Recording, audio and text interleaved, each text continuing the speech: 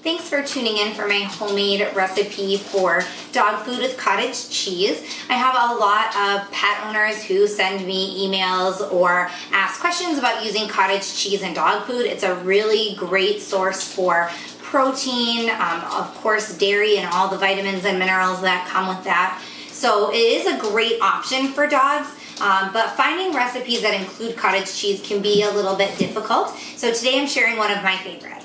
The first step to making this homemade dog food with cottage cheese is to brown 1 pound of ground chicken. So I have, as you can see, a frying pan here with really large sides because we're going to be adding a number of ingredients to this once the chicken has cooked. So I put a tablespoon of coconut oil in there. I'm going to let that melt and brown this chicken with the coconut oil. And then I am also going to, while this is cooking, I am going to boil 1 cup of brown rice. So it's going to be a cup of dry rice, and once it's cooked it should turn into about 1.5 cups to 2 cups. So I'm going to do that at the same time so we can add the rice to the chicken in just a moment.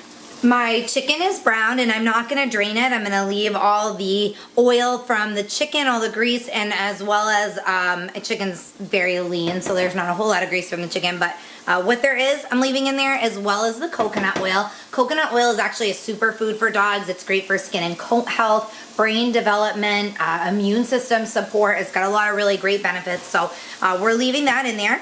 And then, as I mentioned, at the same time that I was browning the chicken, I cooked 1 cup of dry brown rice. So now it's probably about 1.5 to 2 cups of cooked brown rice. I'm going to add that in here. I'm going to turn it down to a low heat, and I'm going to add my egg. 1 egg. You don't have to add the shell. I do. Egg shells are great for dogs. They're a wonderful natural source of calcium.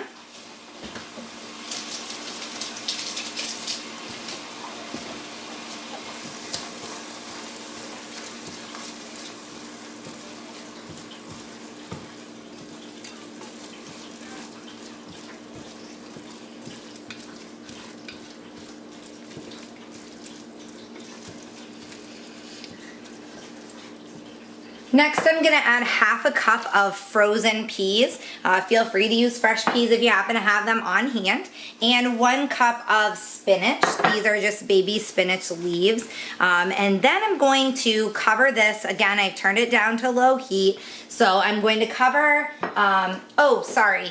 before I cover, I'm going to add about 1 clove of minced garlic. And some people have asked me in the past, they've heard that garlic is bad for dogs. Garlic can be toxic to dogs if they eat it in very high amounts. But there is research being done.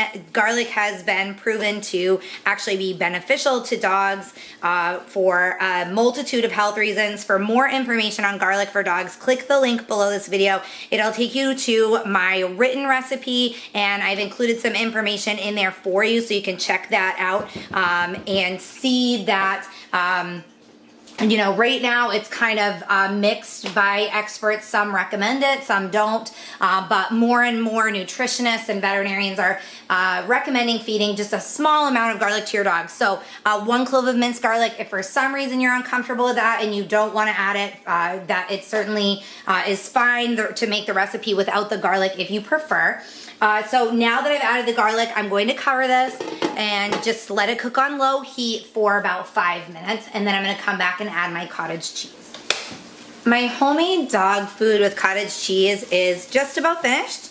I just have to add the main ingredient. So now, as you can see, once I cover it, the spinach wilts and mixes in there really well. So now I just shut it off, shut off the stove, but while it's still warm, I add the cottage cheese in there. Mix this around, and once it's thoroughly combined, it's ready to feed your dog, of course, once it cools. I feed about 1/2 cup for every 20 pounds of body weight.